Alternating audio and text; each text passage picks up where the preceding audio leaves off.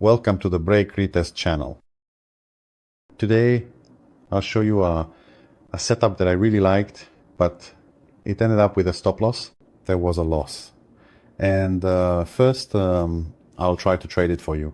The way I thought about it, the way I approached it. And then I'll tell you a little bit from my perspective about why, actually. I was pretty comfortable with this trade. So here we have a really beautiful structure, which is an uptrend. That means I simply have a structure here that is trending upwards. And here, in my view, it ends with a double top, 1 point, second point. So that already means a double top. I consider it a reversal pattern. Again, if you wanted to look for this and study it, that's no problem. On the website breakretest.com, you can simply find double top and study it there again. How to recognize it, and if necessary, how it can be traded. Yeah, so that means it has some kind of neckline here and so on. You have everything described here, how it works, everything is explained in detail. I found such a double top right here. It's a nice structure, and from my point of view, it's quite a good trade. Every double top has its own neckline.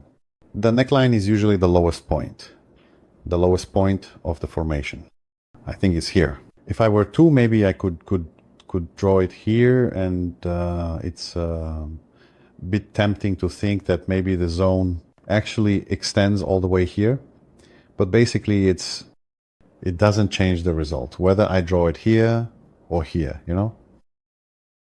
And a double top is a reversal pattern.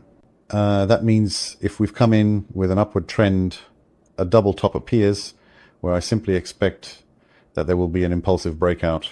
There will be some kind of retest of the neckline, and I'll trade it in this direction, this way. It will be a reversal of the trend as such. So if we let the chart move a little further, we'll see here that it really was impulsive. All red candles, quite an impulsive trade. I don't see any problem here anywhere. As I already drew, I expect some kind of retest here, and I would like to trade it down. If I evaluate whether this is okay or not, and if I were to draw a trend line somewhere here, I can also see that the trend line has been broken impulsively. I think this is probably the highest point here. That means I would anchor it here. Even if the highest point were here, which I don't think it is, I would anchor it to this swing. Nevertheless, in any case, the line has been broken impulsively. So I have an impulsively broken trend line. I have a impulsively broken neckline, and therefore it's much more natural for me to trade in the short direction rather than the long. Yeah, and now I'll show you the setup that I use. The classic setup is in front of the zone.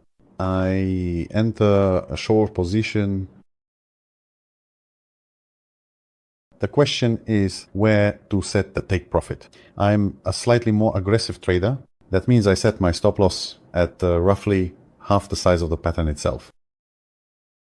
A more conservative trader would place it beyond the entire pattern, and I have to admit that trade is still open. That one hasn't hit the stop loss yet, so the more conservative trader is still in the game. I, who set my stop loss at roughly half the size of the entire pattern, that's somewhere around here, and I have a strictly set money management rule of 2 to 1. So my take profit is here, and I'm already out of the trade. I've already hit my stop loss, but we'll get to that step by step. So this is my setup, my configuration, and this is how I would like to trade. Why do I place the stop loss here? Because I feel that if the price gets to this point, then my intention to trade the neckline has already failed. At that point, my vision has already failed, and I really have no business being in that trade anymore, right? I want the scenario I have in mind is clear. I want to trade the bounce off the neckline and trade downward. That means if the price gets here, then in my eyes, the scenario has already failed, and I no longer want to be in that trade. I just want to take the stop loss and look for another opportunity. So that's my setup, the configuration I use. And let's take a look at how the price reacted next. It moved down nicely a bit more. Now, yeah. It's good that the pullback is kind of slow.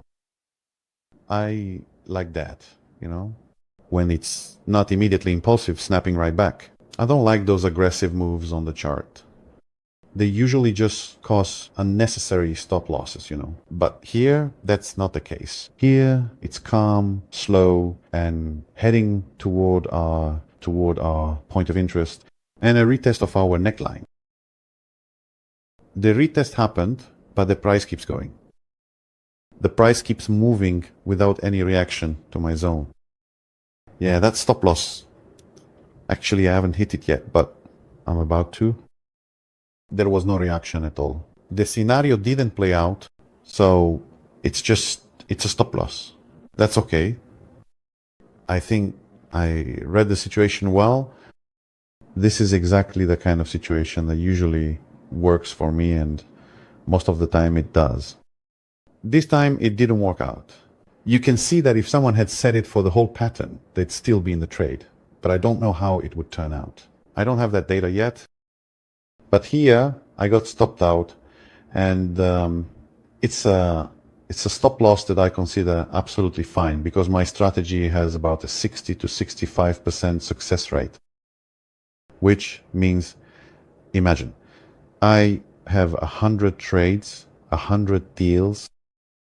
I pour 100 balloons into one big bag, and thanks to a 60% success rate, 60% of them, that is. 60 balloons there, blue. Those are the take profits.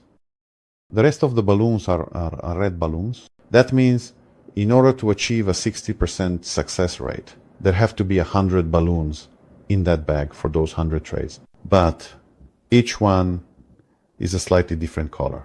One is blue, one is red, and in total there are 60 blue balloons to take profits. And 40 balloons represent the stop losses. And I mix them all together, and I never know when I reach into that bag which one I'll pull out. Sometimes I pull out a red balloon, like in this case, and sometimes I pull out a blue balloon. That's my success rate. And thanks to a 2-to-1 money management ratio, I'm very satisfied financially. So I consider this a red balloon. It's just that the percentage of success, which in this case I have here, you pulled out a red balloon, it doesn't bother me at all. But without those red balloons, you can't get to the blue balloons. So you need the blue balloons, but to get them, you also need the red ones. Then you'll fulfill the statistics, then you'll fulfill your money management, and then you'll fill up your account and your stomach too. Don't be afraid of stop losses. Don't worry if you got a stop loss. It's not a bad thing. It's part of our trading, part of our business. And remember, without stop losses, there are no take profits. Bye.